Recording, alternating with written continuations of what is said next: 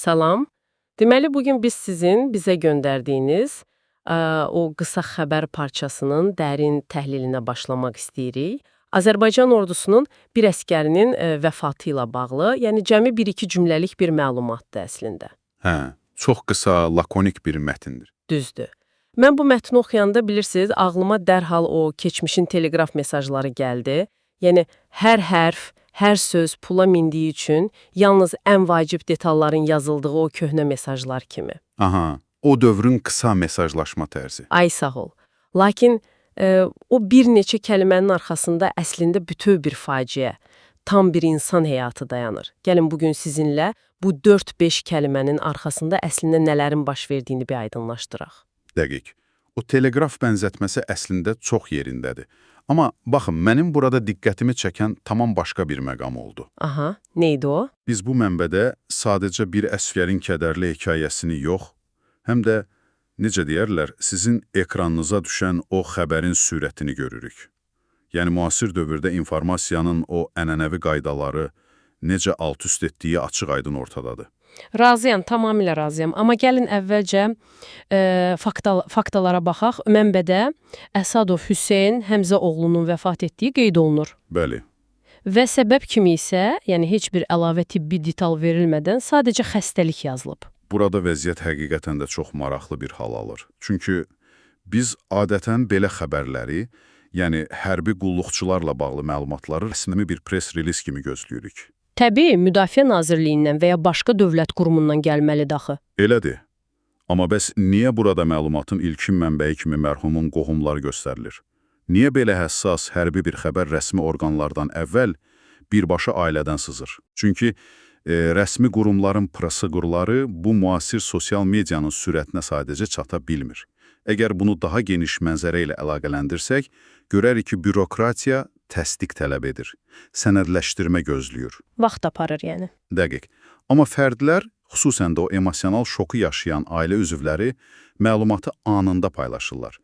Sizin göndərdiyiniz mənbədəki o maraqlı zəncirə diqqət yetirin. Əvvəlcə qohumlar danışır, sonra bu informasiya sürətlə yerli saytlardan birinə, yəni Mətbuat Az saytına sızır. Onlar da dərhal xəbərə çevirirlər. Bəli, və yalnız bundan sonra Milli.az kimi o böyük portal həmin məlumatı götürüb daha geniş kütləyə çatdırır.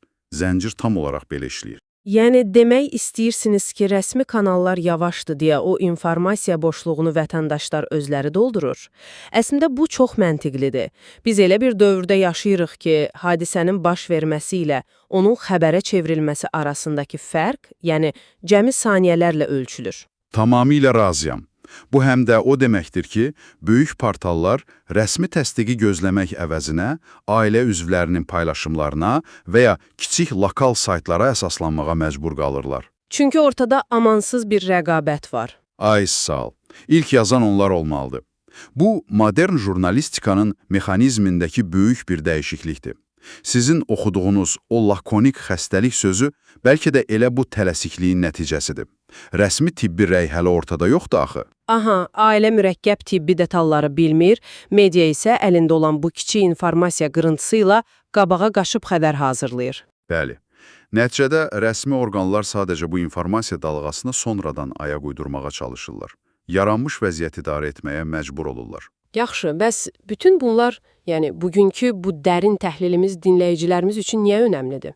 İcazə verin bunu yekunlaşdırım. Çünki növbəti dəfə telefonunuzda xəbər lentini sürüşdürəndə və hər hansı belə qısa bir başlıq görəndə, artıq o xəbərin arxasında duran görünməz sürət yarışını anlayacaqsınız. Düzdür.